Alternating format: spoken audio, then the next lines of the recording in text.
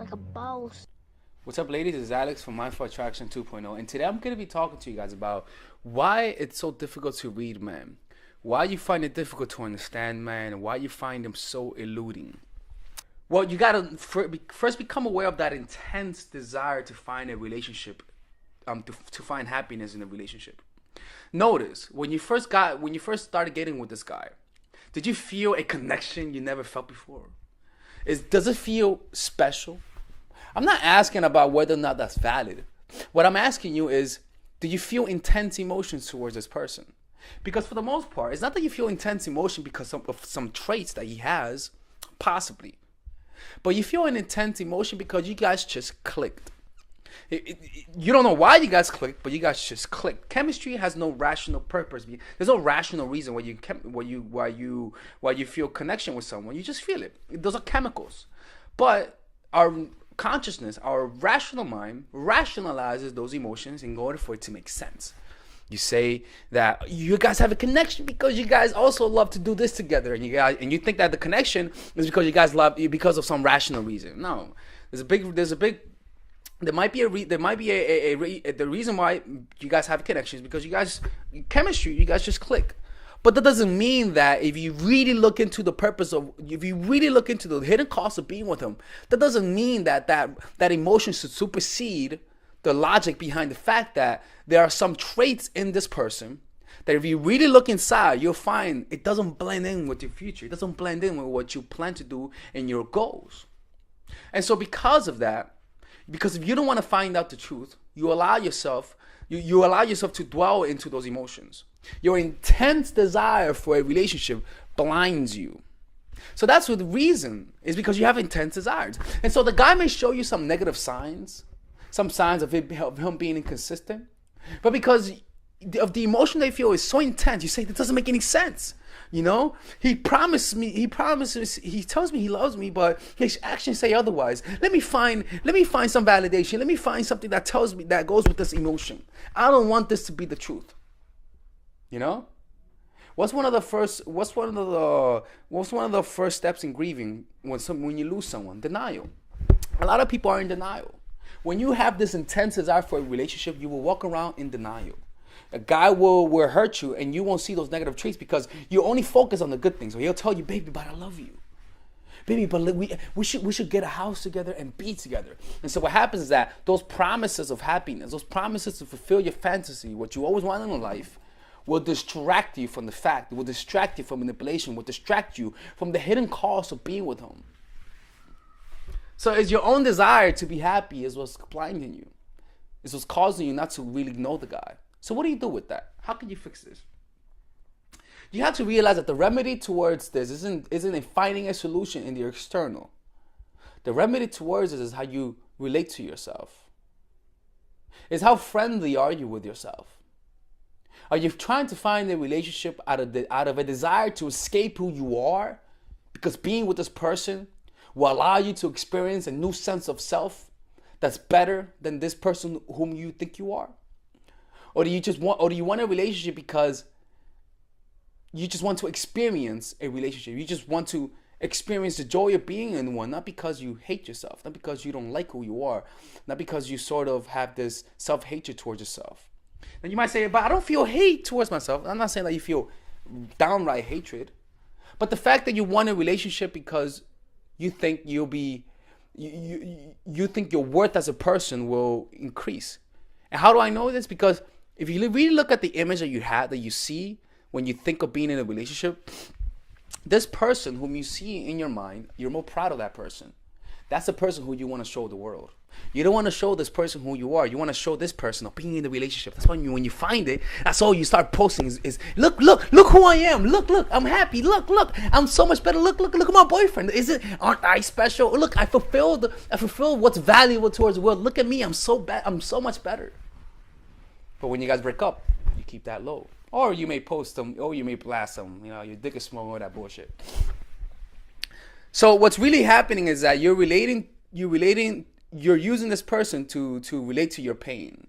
You're trying to love yourself. So what you have to do is find fulfillment within yourself. Because your desire for a relationship is really because of your lack of connection with yourself. You're trying to connect with yourself through a relationship. So what you have to do is connect with yourself first. How do you do that? It's not through changing yourself out of a desire to be someone else because you don't like who you are, but rather you connect with you change yourself because you know that's what's friendly. That's the most loving thing you could do towards yourself. And because you're trying to escape who you are.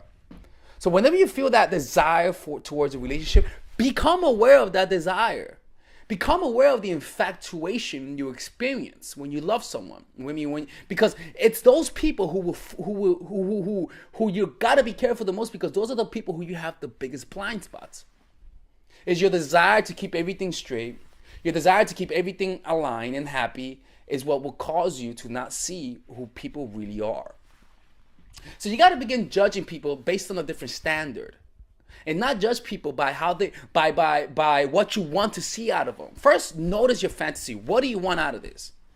And notice how your desire for that fantasy gives people the benefit of the doubt. You want to stay as friends, but you notice your friend is a little treacherous. So rather than facing that issue, you sort of justify, oh, maybe they're just like this because of this. And you don't face it because you don't want to face the facts that if you confront the person, you may lose them. It's your desire to keep everything how it is now that's causing you to have those blind spots. So you got to face it full on. And what's going to happen is that in the facing, you're going to experience a lot of pain and resistance. And that pain may lead you towards backing off or even giving them the benefit of the doubt again, because facing them might mean change. It might mean you're having to lose them. And you don't want that because you might experience pain. But when you experience that pain, that's where that's where things begin to happen. Are you going to run away from it through finding another relationship and you're going to be in the same trap? Or are you going to run towards it? This is Alex from mindfulattraction.org. Bye-bye. All right, ladies and gentlemen, if you guys ever want to learn how to use your feminine energy to influence people, learn how to use your masculine energy to become more assertive, and also learn how to blend both energies to improve your dating life, your spiritual life, honestly, your relationship life, your family life, your career life, this is the course for you. If I had to make a course for my nieces, I have two nieces, one is 19 and one is 15. 16. Holy shit. Oh my God, he's a bad fucking uncle. He's a bad uncle. Get him. Shut up, Melissa. You should get this course, right? And this is the course that I will make for them. So, for example, watch the curriculum, right? In the first week, we're going to be showing you how to establish a strong masculine foundation without letting it hurt your feminine energy. This masculine foundation is a source of who you are, right? It's your bodyguard. Without this, whatever feminine energy you create will be destroyed by the outside, because your masculine is your shield. So we'll talk about goal setting. We'll talk about how to develop a serious attitude.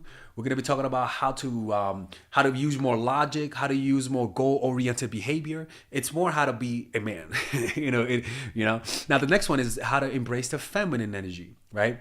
This one would teach you about how to minimize excessive masculine traits, developing self-awareness, healing abundant feminine energy, regulating your emotion, mastering voice qualities and facial expressions, surrendering control, and allowing pain to be felt.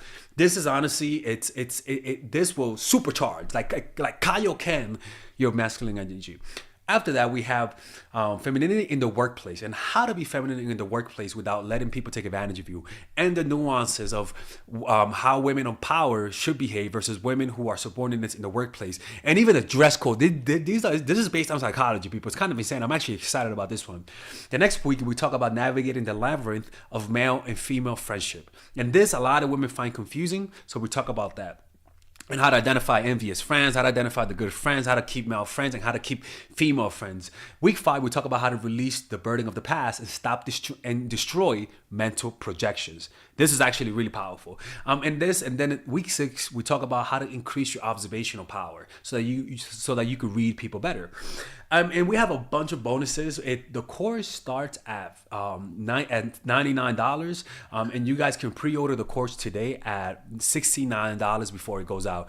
If you're watching this, most likely I'm in the meditation retreat, so I will be praying for all of you guys. And just click on the description down below of the video. Right there, you'll see it, and you could pre-order that course. It's gonna be out by the end of next month or the beginning of February of March. One of the two people, because I have a 10-day retreat to do, and I want to finish the course after the retreat, because I think the ideas are gonna be so much better. All right, man. I'll see you guys later. Pre-order, man. Oh, I'm closing the channel.